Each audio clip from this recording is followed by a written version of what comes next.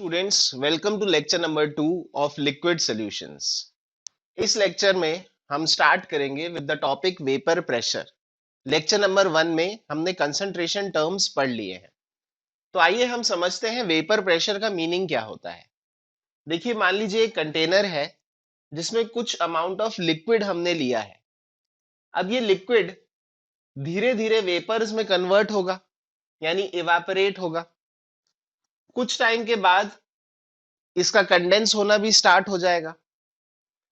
तो धीरे इनिशियली क्या होगा, रेट ऑफ इवापोरेशन ज्यादा होगा, और आफ्टर सम टाइम जब इनफ वेपर्स आर देयर तो रेट ऑफ कंडेंसेशन बढ़ता जाएगा। तो फाइनली एक ऐसा टाइम आएगा when rate of evaporation becomes equal to rate of condensation. तो हम कहेंगे at that point equilibrium has been attained. एक बार इक्विलिब्रियम अटेन हो जाता है तो आपको पता है कि कंसंट्रेशन चेंज नहीं होता है। तो यानी एक बार इक्विलिब्रियम अटेन हो जाएगा, यहां पर कुछ वेपर्स आ जाएंगे। और कब होगा इक्विलिब्रियम अटेन? जब rate of evaporation becomes equal to rate of condensation. अब देखिए, व्हाट इज वेपर प्रेशर। तो हमने कहा कि यहां पर कुछ वेपर इकट्ठे हो चुके होंगे इक्विलिब्रियम पर।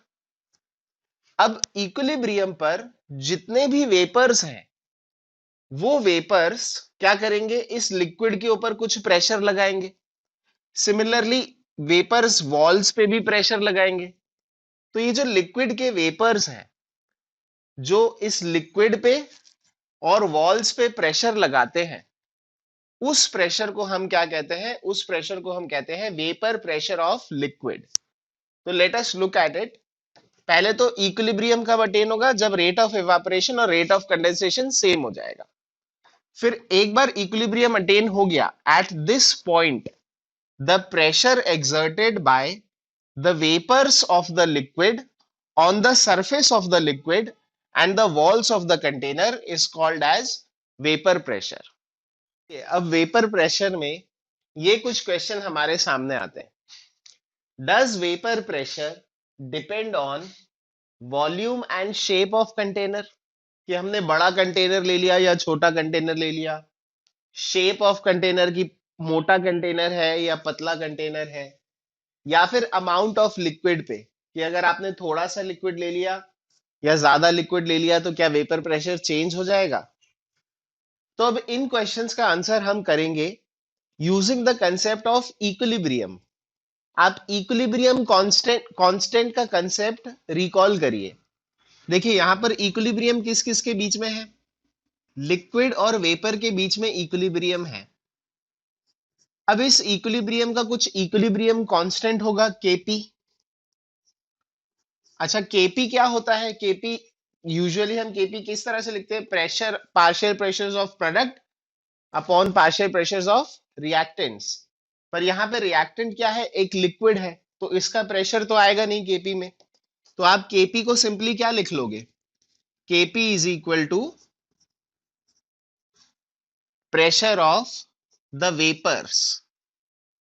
प्रेशर ऑफ वेपर मतलब वेपर प्रेशर। तो देखो, केपी जो होता है एक कांस्टेंट होता है। अगर टेम्परेचर कांस्टेंट है तो KP is a constant. KP कब बदलता है? या तो टेम्परेचर बदले, या फिर अगर आप ये लिक्विड को ही बदल डालो। बेसिकली लिक्विड का अगर आपने नेचर चेंज कर दिया तो केपी चेंज होता है, या फिर टेम्परेचर से चेंज होता है।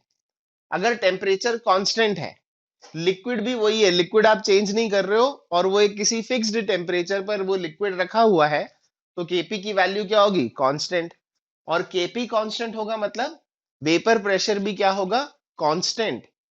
तो कांस्टेंट होगा, इसका मतलब क्या है कि शेप से कोई फर्क नहीं पड़ता। क्या कांस्टेंट में कहीं ऐसा आया है कि शेप से बदल जाएगा कांस्टेंट? नहीं, वो तो कांस्टेंट ही होगा। तो शेप इसकी कैसी भी हो, वेपर प्रेशर क्या होगा? At a given temperature vapour pressure will be constant. बड़ा ले लो, छोटा ले लो। सिमिलरली लिक्विड के अमाउंट पे भी डिपेंड नहीं करेगा। ये कई बच्चों को कंफ्यूजन होता है कि सर अगर हम ज्यादा लिक्विड लेंगे तो ज्यादा वेपर बनेगा, तो ज्यादा लिक्विड लेने पर वेपर प्रेशर बढ़ना चाहिए। पर ऐसा नहीं है, ये लिक्विड के अमाउंट पर भी डिपेंड नहीं करता। हाँ, ऐसा नहीं है कि बिल्कुल ही लिक्विड मत लो, अगर लिक्विड के अमाउंट पे डिपेंड नहीं करता तो कुछ bare minimum amount of liquid तो होना चाहिए। पर अगर bare minimum amount of liquid है तो उसके बाद फिर लिक्विड के अमाउंट के साथ वेपर प्रेशर चेंज नहीं होता। मतलब ऐसा नहीं है कि आप ज्यादा लिक्विड ले लोगे तो वेपर प्रेशर बढ़ जाएगा। तो इसको हम कैसे लिख सकते हैं कि वेपर प्रेशर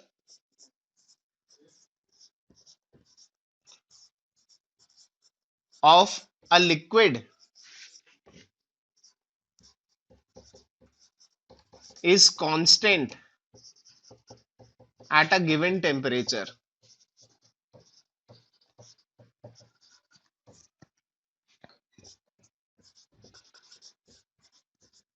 वेपर प्रेशर क्या होता है? कांस्टेंट होता है एट अ गिवन टेम्परेचर। और कब बदलेगा वेपर प्रेशर? या तो टेम्परेचर बदलोगे तो वेपर प्रेशर बदलेगा, या फिर अगर आप लिक्विड को ही बदल डालोगे, लिक्विड का नेचर चेंज कर दोगे, तो वेपर प्रेशर बदलेगा। सो vapour pressure of a liquid is constant at a given temperature and changes only with change in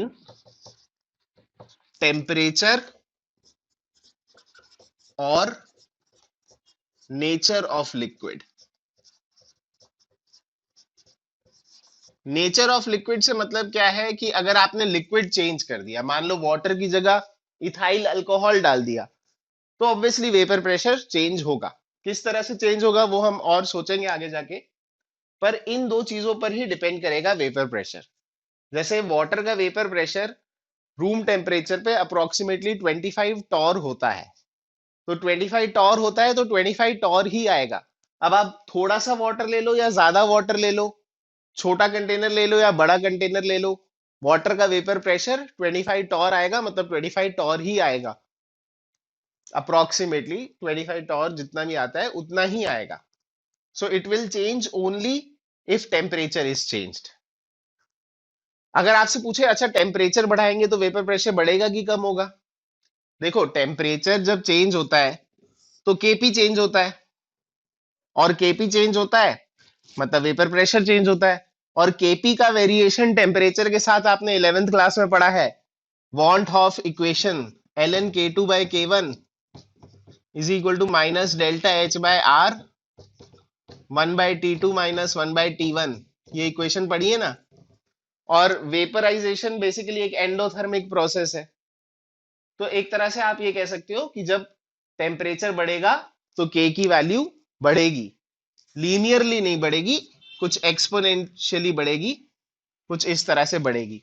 तो this is the variation of के विथ टेम्परेचर। और के और वेपर प्रेशर तो एक ही है, तो वेपर प्रेशर का वेरिएशन टेम्परेचर के साथ क्या होगा? वो भी कुछ इस तरह से होगा, बढ़ेगा मतलब वेपर प्रेशर। पर कहने का मतलब ये है शॉर्ट में कि vapour pressure depends only on temperature and the nature of the liquid. अगर लिक्विड फिक्स्ड है तो it depends only on temperature and nothing else. ये फिर ये दो रीजंस हैं जिनकी वजह से वेपर प्रेशर कम हुआ। जब आपने एक प्योर सॉल्वेंट में बाहर से कोई सल्यूट ऐड किया तो सल्यूट के ऐड करने से वेपर प्रेशर क्या हो गया? कम हो गया। मतलब जो सोल्यूशन का वेपर प्रेशर है that is less than the vapour pressure of pure solvent. तो वेपर प्रेशर कम क्यों हुआ? दो रीजन से हुआ। एक है सॉल्यूट और सॉल्वेंट के बीच में इंटरेक्शन। हमने क्या कहा कि जो सॉल्वेंट मॉलिक्यूल्स हैं वो सॉल्यूट से इंटरैक्ट कर रहा है, अट्रैक्ट हो रहा है, इस वजह से वो इजीली वेपर में कन्वर्ट नहीं हो पा रहा। और दूसरा रीजन हमने क्या कहा कि सॉल्यूट के मॉलिक्यूल्स जो हैं वो हर तरफ इक्वली डिस्ट्रीब्यूटेड है, मतलब वो सरफेस पे भी आकर बैठे हुए हैं।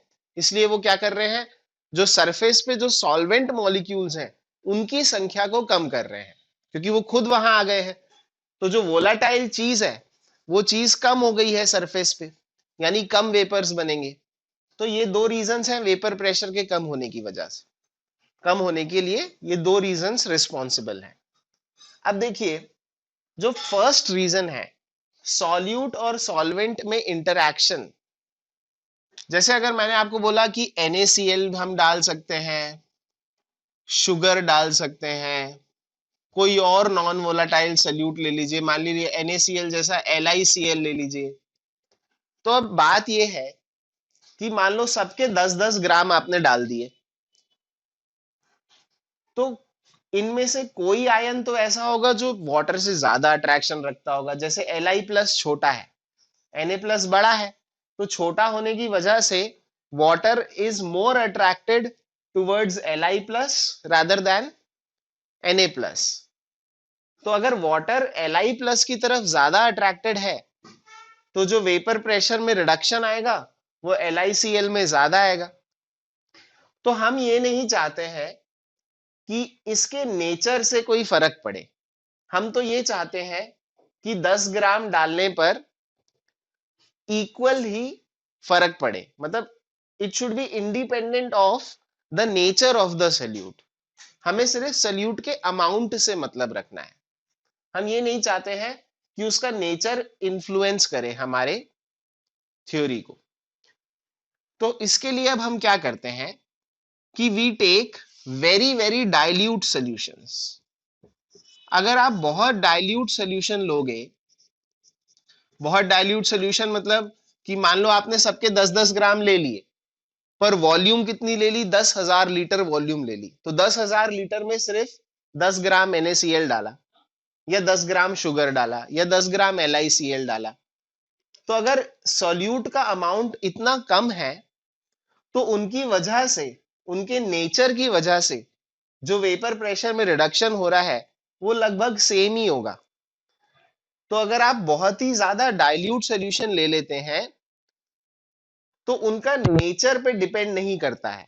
अब वो सिर्फ और सिर्फ किस पे डिपेंड करता है, अमाउंट पर डिपेंड करता है। तो इसलिए we take very very dilute solutions, and such solutions are called as ideal solutions. Ideal solutions में जो वेपर प्रेशर का रिडक्शन हो रहा है वो इनके नेचर पे डिपेंड नहीं करता, वो सिर्फ किस पे डिपेंड करता है, अमाउंट पर डिपेंड करता है। So why do we take very dilute solutions? So that vapor pressure does not depend on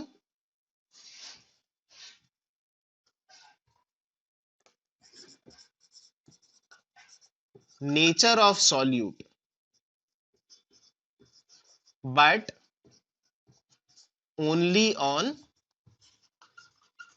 amount of solute। सिर्फ अमाउंट से फर्क पड़े, हम ये चाहते हैं कि 10 ग्राम डाला कंपेयर टू 50 ग्राम डाला, हम वो चेक करना चाहते हैं। तो ऑब्वियसली अगर 50 ग्राम डाल रहे हो मतलब ज्यादा सल्यूट डाल रहे हो, मतलब वेपर प्रेशर में ज्यादा रिडक्शन आएगा।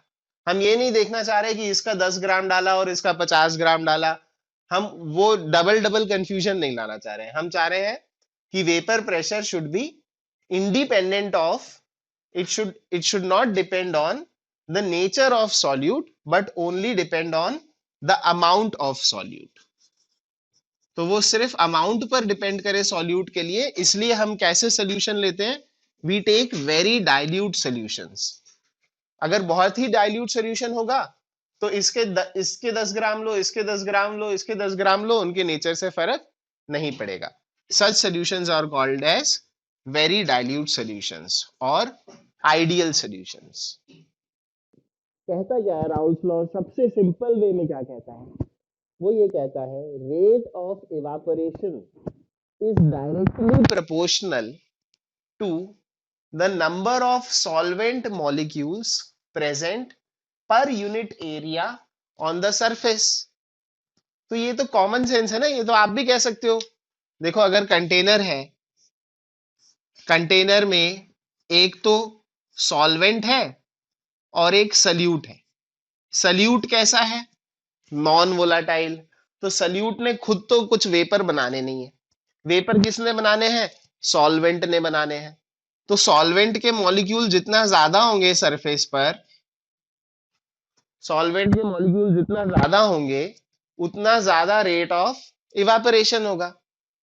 तो वही तो कहा है, the rate of evaporation is directly proportional to the number of solvent molecules, not solute molecules, number of solvent molecules present per unit area on the surface।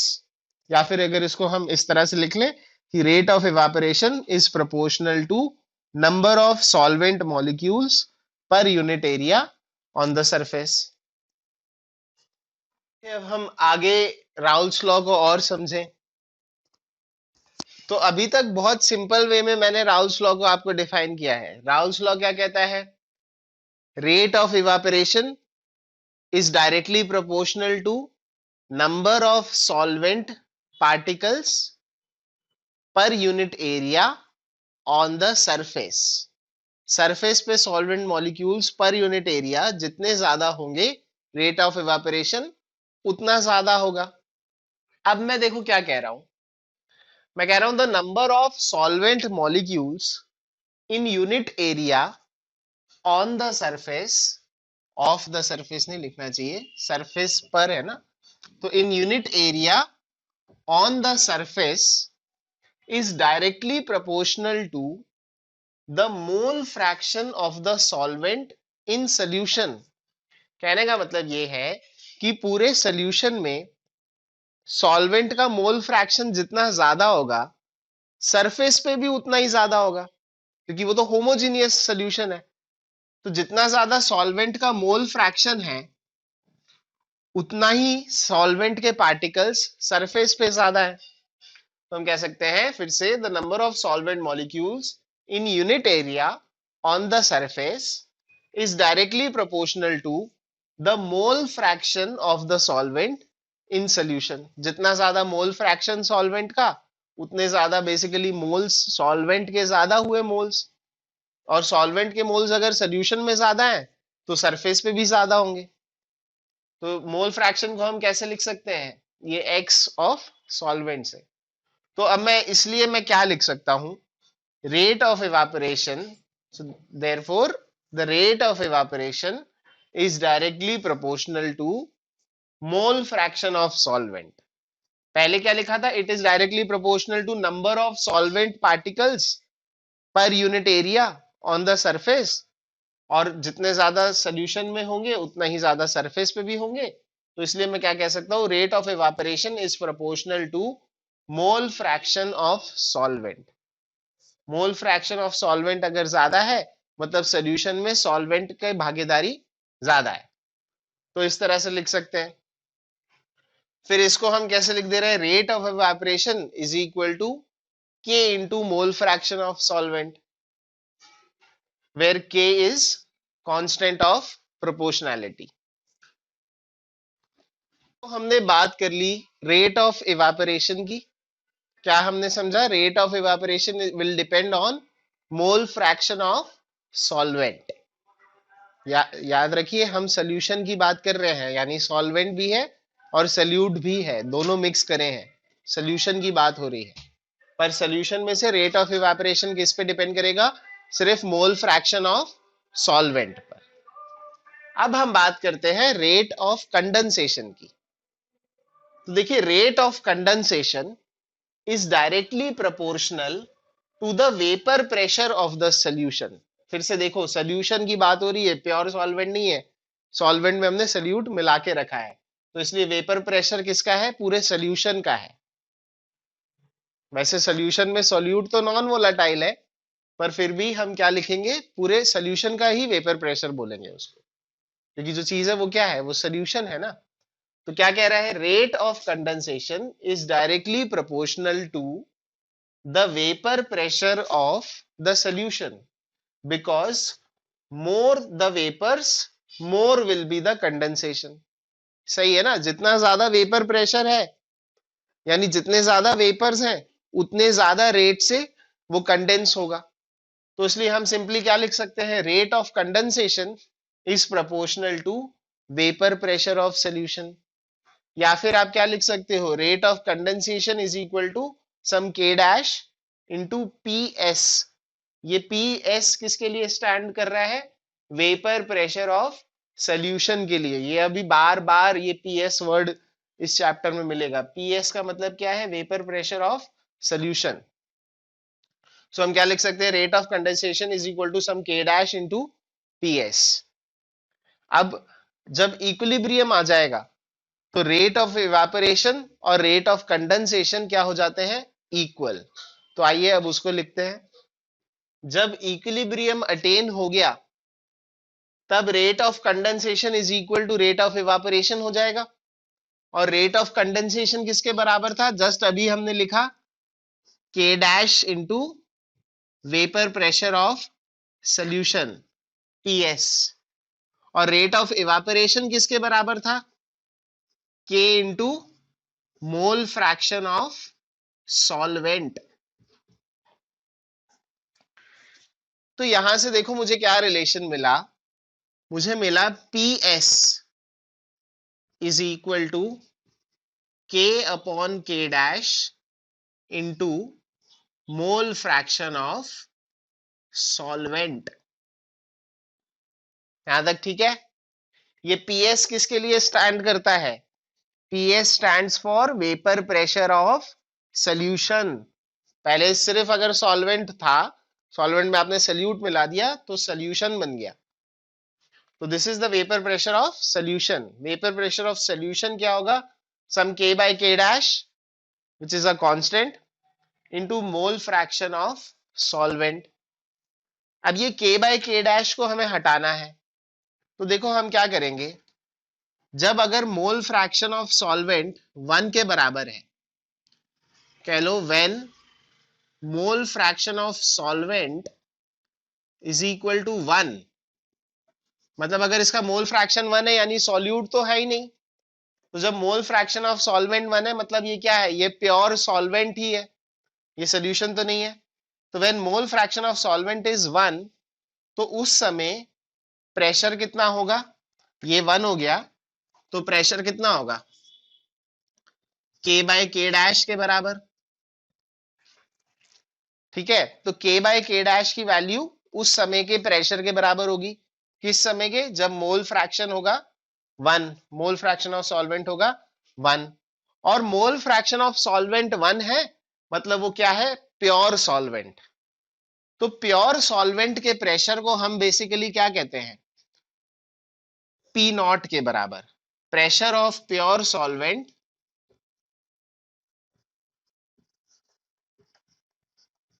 Pure solvent not solution, pure solvent का pressure हम कहते हैं P not.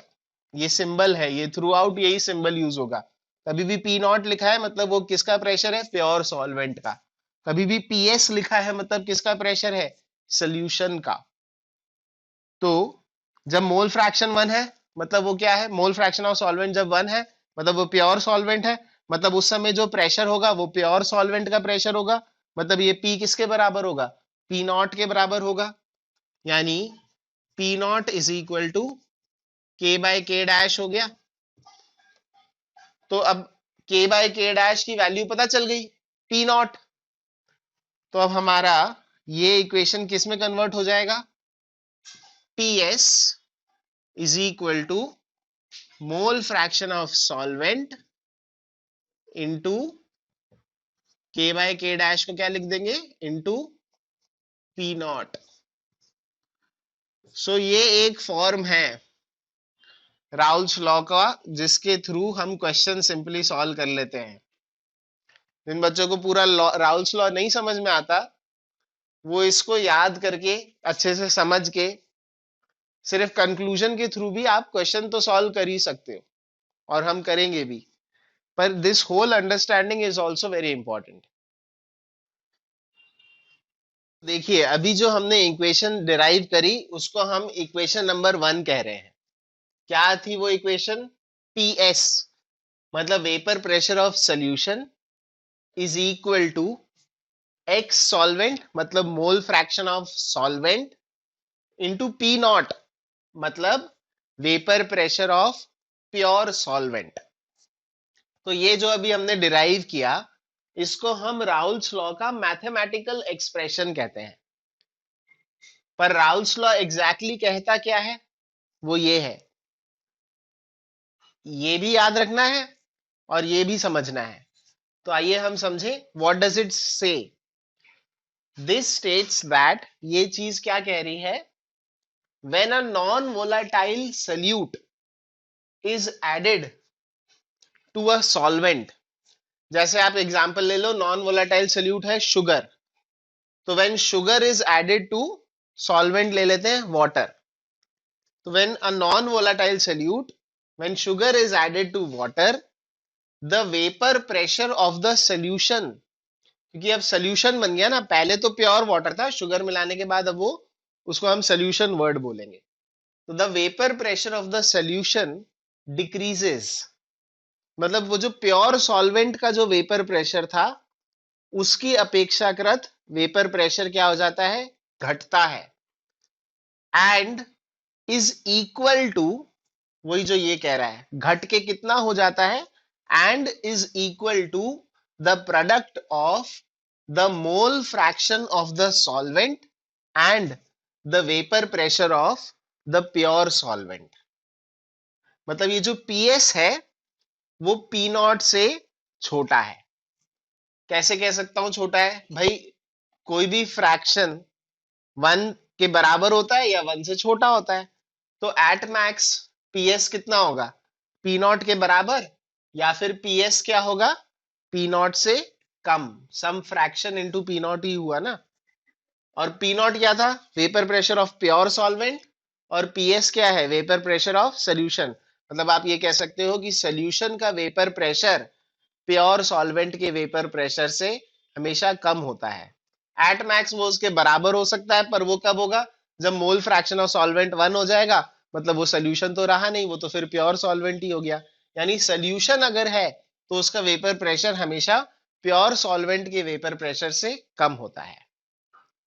चलिए देखिए, जो हमारी equation number one थी उसको हम कुछ इस तरह से रीराइट कर सकते हैं, Ps upon P not is equal to mole fraction of solvent, और मोल फ्रैक्शन ऑफ सॉल्वेंट को मैं क्या लिख सकता हूं, one minus mole fraction of salute. ऐसा क्यों लिख सकते हैं भाई, क्योंकि मोल fraction of solute plus mole fraction of solvent ये हमेशा कितना होगा, वन के बराबर। तो हम कुछ इस तरह से लिख सकते हैं, अब देखो वन, वन को इधर ले जाओ मतलब, और एक्स सॉल्यूट को इधर ले जाओ, तो ये क्या हो गया, one minus P S by P not is equal to mole fraction of salute.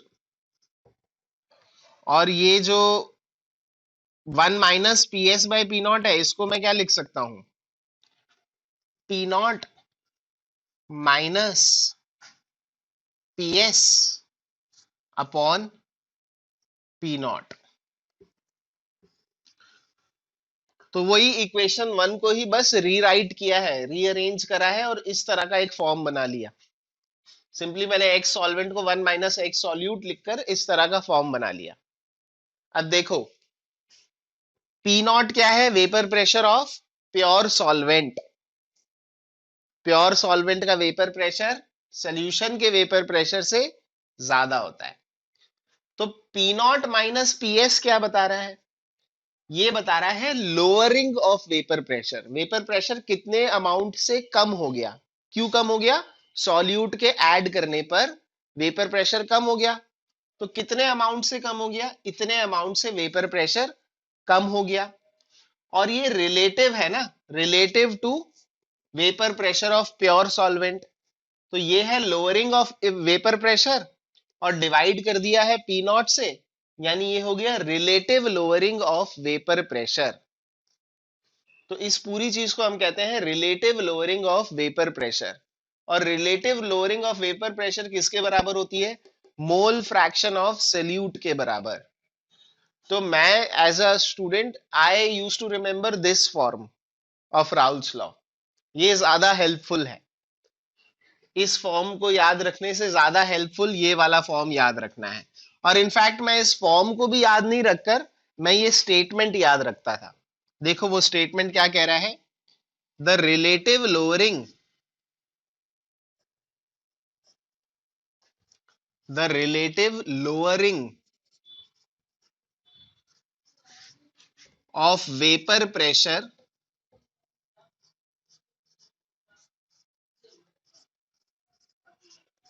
of a solution is equal to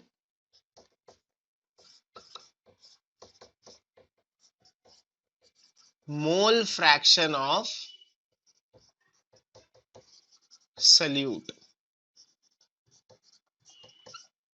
तो मैंने तो राउल्स लॉ में सिर्फ ये एक स्टेटमेंट याद रख लिया था और इससे मैं सारे प्रॉब्लम्स कर लेता था, मैंने कोई फॉर्मूला भी याद नहीं रखा था। क्यों? क्योंकि मैं इसके वर्ड्स का मतलब समझता था। लोअरिंग मतलब कितने से लोअर हुआ, तो P not minus P S. Relative to what? Relative to the original pressure, मतलब डिवाइडेड बाय पी नॉट।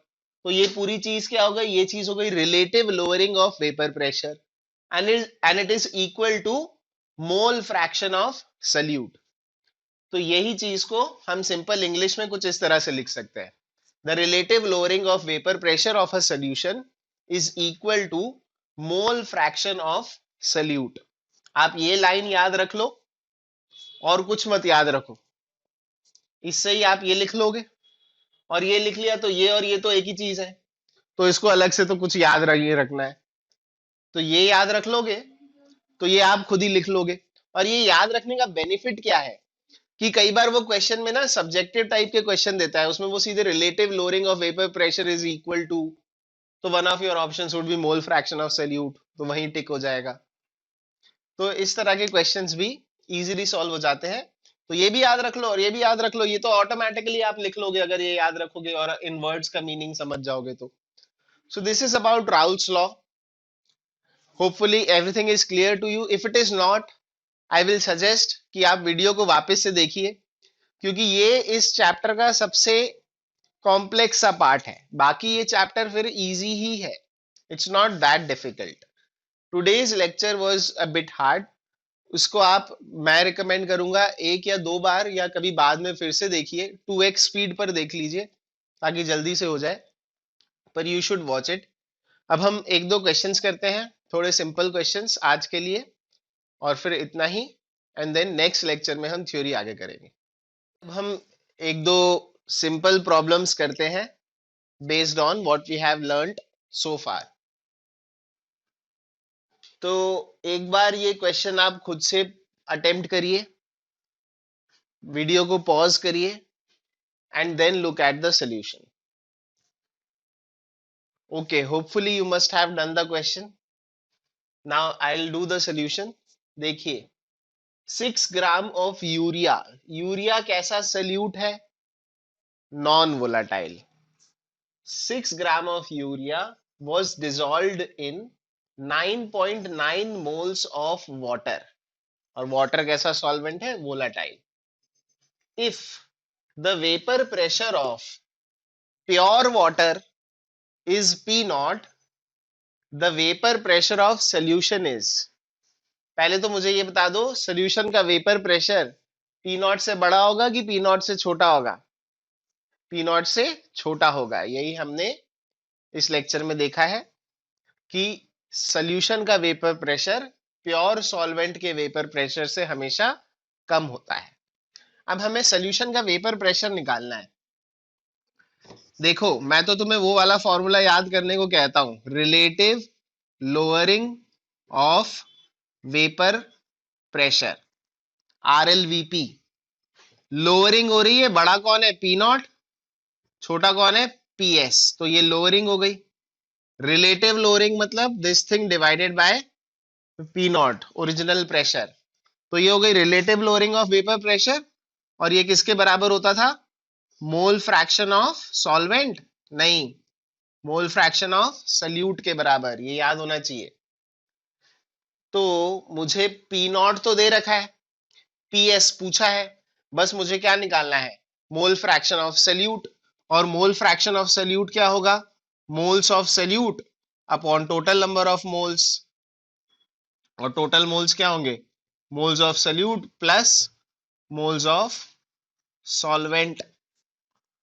यानी ये क्या हो गया? P not minus PS upon P not is equal to number of moles of solute कितने हैं? 6/60, मतलब 0.1।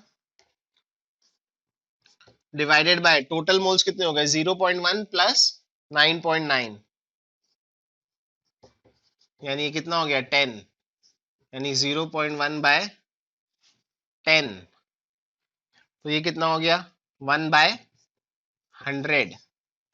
अब पी नॉट तो हमें पता है, हमें पी एस निकालना है in terms of P not obviously.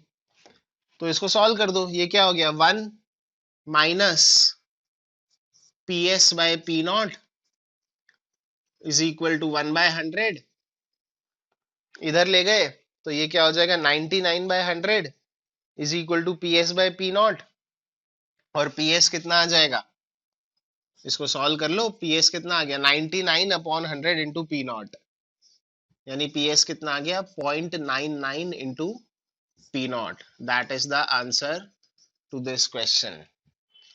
एक और क्वेश्चन करते हैं, लास्ट पार्ट हमारे लेक्चर का, इट इज अ क्वेश्चन। फिर से वीडियो को पॉज करिए, do the question by yourself and then only see the solution. चलिए, होपफुली आपने खुद से सॉल्व कर लिया है। अब देखें क्या करना है। An ideal solution was found to have vapor pressure of 80 torr when the mole fraction of a non-volatile solute was 0.2. What would be the vapor pressure of the pure solvent? बहुत ही easy question है। Vapor pressure of pure solvent मतलब क्या होता है वो P not, और vapour pressure of solution क्या कहलाता है PS, और हमारा सिंपल सा फॉर्मूला क्या है relative lowering of vapour pressure, यानी P not minus PS upon P not is equal to mole fraction of solute. सब तो दे दिया है इस क्वेश्चन में, मोल फ्रैक्शन ऑफ सोल्यूट दे दिया है हमें 0.2, पूछा क्या है हमसे, सिर्फ P नॉट पूछा है, तो इसको भी मैं 1 minus P S by P not करके लिख देता हूं, इज इक्वल टू 0.2, यानी P S by P not कितना आ गया 0.8। अब इसने पूछा क्या है, पी एस तो दे रखा है, पी नॉट पूछा है, मतलब पी नॉट कितना हो जाएगा पी एस अपॉन 0.8, यानी 80 अपॉन 0.8, और ये कितना आ जाएगा 100 torr. So that is the answer to this question. So यहां एंड होता है हमारा lecture number 2। Next I will see you in lecture number 3। Thank you.